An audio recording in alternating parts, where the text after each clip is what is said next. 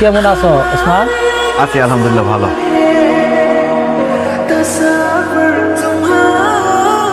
হয়েছে আর সাজগোজ করতে হইব না, আমার গায়ের রং আমি মাইনা নিস। তুমি কালো হইলো আমার বউ, ফর্সা হইলো আমার বউ। এখন যাও উজু করে আসো। আমি মাত্র হাত মুখ ধুইয়া ফেস ওয়াশ দিয়া কসলা মুখ ধুইয়াইছি, আমি উজু করুম কেন? উজু করবো কেন মানে? এসে আরাম দিছি শুনো নাই, উজু করে নামাজ পড়তে হইব না? যাও উজু করে নামাজ পড়ো। আমার না আজকে নামাজ পড়তে ইচ্ছা করতেছে না, কালকে পড়ব না। আজকে নামাজ পড়তে ইচ্ছা করতেছে না, খালি খাইতে ইচ্ছা করতেছে। খাওয়ার সময় তার করো না যে আজকে খাইতে ইচ্ছা করতেছে না, কালকে খাবো না। যে আজকে রাত্রে বাঁচবা তার কোনো গ্যারান্টি আছে? আল্লাহ না করো আজকে রাত্রে তুমি মরে গেলা, তাহলে তো বেনামাজি হিসেবে মরবা। সেজন্য এখন এই মুহূর্তে নামাজ পড়বো। যাও উজু করে নামাজ পড়ো। নামাজ কেমনে পড়বো? শাড়িটা তো আধোয়া, আধোয়া শাড়ি পরে কি নামাজ পড়া যায় না? ওইটা ধোয়া শাড়ি হইলে একটা পরিষ্কার শাড়ি পরে নামাজ পড়ো। সত্যি করে বলো তো তুমি কেন নামাজ পড়তে যেতেছো না? ধরা যখন পড়ে গেছে আর মিথ্যা বলবো না। আমি না নামাজের নিয়ম কানুন সূরা কিরাত এগুলা কি বলতেছো? তুমি নামাজের সূরা কিরাত নিয়ম কানুন কিছু পারো না? না পারি না। এই ভালো কথা, তুমি না আমার টেলিফোনে বলছো তুমি কোরআন তেলাওয়াত করতে পারো। বলছি না তাইলে মিথ্যা বলছি। ওরে চিটার বাটপার মিথ্যুক, আমার সাথে এত বড় মিথ্যা কথা বলছো? তোমার নাম বকুল না হয়ে ভণ্ড হওয়া দরকার ছিল। তুমি আমারে বলছো যে তুমি কোরআন তেলাওয়াত করতে পারো, কিন্তু তুমি সূরা কিরাত নামাজের নিয়ম কানুন কিছুই পারো না। তুমি আমার মিথ্যা কথা বলছো না? আমি তোমার উচিত শিক্ষা দেবো। দেখি সকালে আমার আপনি কই নিয়ে যাইতাছেন? চুপ করো তো, কোথায় যাইতেছি গেলে বুঝতে পারবো। আসো। আসসালামু আলাইকুম মরদ সাহেব। ওয়ালাইকুম সালাম। কেমন আছো ওসমান? আছি আলহামদুলিল্লাহ ভালো। বসো। মানে বাচ্চারা আরবি পড়া শিখতেছে না? আমি বলি ওদের সাথে বসে তুমি আরবি পড়া শিখবা, তোমাকে বৈশা মুখ থেকে আরবি পড়া শিখো। কারণ তুমি সূরা কিরাত নামাজের নিয়ম কানুন কিচ্ছু জানো না। এখন থেকে তুমি এই যে মৌলভী স্যারের কাছে বাচ্চাদের সাথে সূরা কিরাত নামাজের নিয়ম কানুন শিখবা। সম্ভব এই বয়সে আমি বাচ্চাদের সাথে বৈশা আরবি পড়া শিখতে পারবো? হই বই, আমি সৌদি থেকে ওমরা হজ করে আসছি আর আমার বউ কোরআন তেলাওয়াত পারে না। আমি মরার পর আল্লাহর কাছে কি জবাব? শিক্ষার কোনো বয়স নাই। আপনি শিখতে তুমি কিন্তু বেশি বাড়াবাড়ি করতেছো। আমার যে তুমি করতেছো, তোমার কত বড় সাহস? তুমি মৌলভীর মুখে মুখে কথা বলো। হুজুর কিছু মনে না করে একটু ব্যথা দাম তো।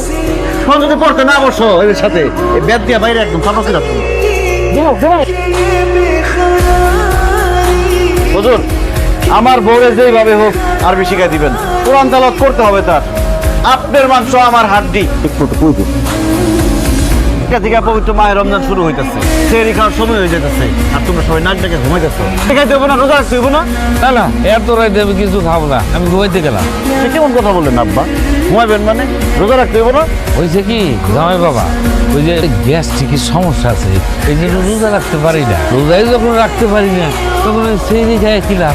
জি, আমার তো ডায়াবেটিস, পর পর খাইতে হয়, এই জন্য তো আমি রোজা রাখতে পারি না। এই জন্য আমি সেরে খাবো। ফিরে খেতে পারবো না। তুমি আমার ভাই বোনা যে আমি বাহানা দেখাইতেছি, বিশ্বাস করো কয়েকদিন ধরে আমার পেটের অবস্থা ভালো। কিছুদিন পর পর আমার বাথরুমে যেতে হয়, আর এই অবস্থায় যদি আমি সেহরি খাই তাহলে কালকে তো আমার সারাদিন বাথরুমে পড়ে থাকতে হইব। তো যাই রাখতে পারবো না, তাহলে আর সেহরি খাই কি লাভ? বুঝছো না? দুলা ভাই, আমি এমনি দুর্বল মানুষ, রোজা রাখতে চাই দেখুন কখন তারিখ থেকে পড়ে গেছে, তাহলে আমি বেশিক্ষণ না খায় থাকতেও পারি। এই জন্য আমি সেরেও খাবো না, রোজাও রাখবো না। ময় মুরব্বী কেউ যখন রোজা রাখতেছে না, আমি একটা রেখে রেখে আমার সামনে গপ গপ করে খাইতেছে, তখন খাওন দেখা আমার ইচ্ছা করবো, তারপর রোজাটা হালকা হয়ে যায়। আমি রোজাটা না রাখতে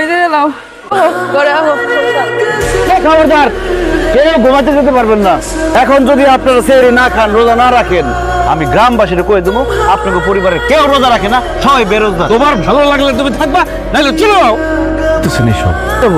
তোমার শ্বশুর যা কইছে একদম ঠিক কইছে।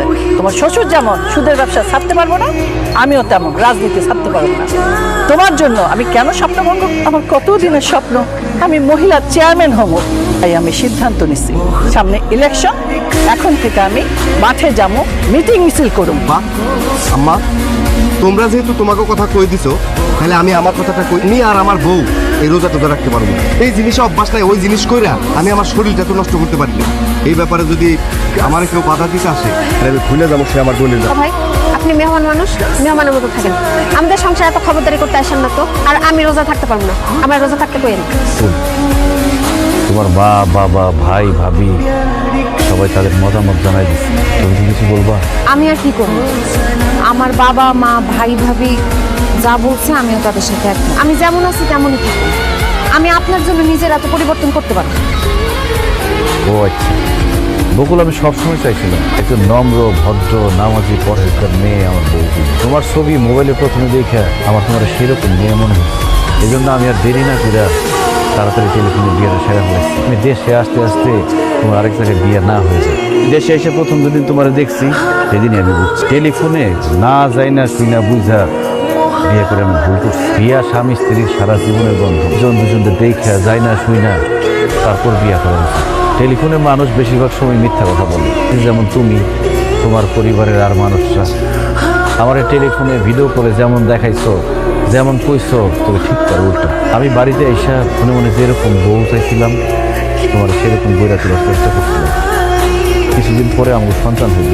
একজন সন্তান কিন্তু তার মায়ের কাছ থেকে সত্যিকারের শিক্ষাটা পায়। মা ভালো হইলে সন্তান ভালো হয়, শিক্ষিত হইলে সন্তান শিক্ষিত হয়। মা যদি নম্র ভদ্র হয় তাহলে নম্র ভদ্র। আম্মা আব্বা বেশিরভাগ সময় তো আমি বিদেশে থাকি, আপনাদের ছায়া তো আমার সন্তানের উপর পড়বে। আপনারা যদি ভালো হন আমার সন্তান আপনার কাছ থেকে ভালোটাই শিখবে, আর আপনারা যদি খারাপ হয় তাহলে আমার সন্তান তো খারাপটা শিখবে। এই জন্য আমি আপনাদেরকে সঠিক রাস্তায় আনতে চাইছি, কারণ একদিন আপনার আমার সবাইকে মরতে হবে। আল্লাহর কাছে ফেরত যেতে 2 দিনের দুনিয়ার আরামায় এসে যাতে পরকালে আরামায় এসে থাকতে পারে এই ব্যবস্থা করতে চাই। কিন্তু আপনারা যেহেতু আমার কথা শুনলেনই না, এর উপর আমরা না করে দিলে যেহেতু এটা কোনো দরকার নেই। বকুল এনা আমার বেরোজগারি পর্দা মেয়ের সাথে আমি সংসার করব। তার ভাই একজন নেশাখোর, মা একজন মিথ্যাবাদের সাথে আমি কোনো সম্পর্ক নেই। এই সিদ্ধান্তটা আমি আমার ভবিষ্যৎ প্রজন্মের কথা চিন্তা করি। আমি বাড়িতে যাইতেছি, বাড়িতে গিয়ে তোমার কাবিনের টাকা ডিভোর্স করবো। ভালো থাকবে, মানুষ হয়ে থাকবে।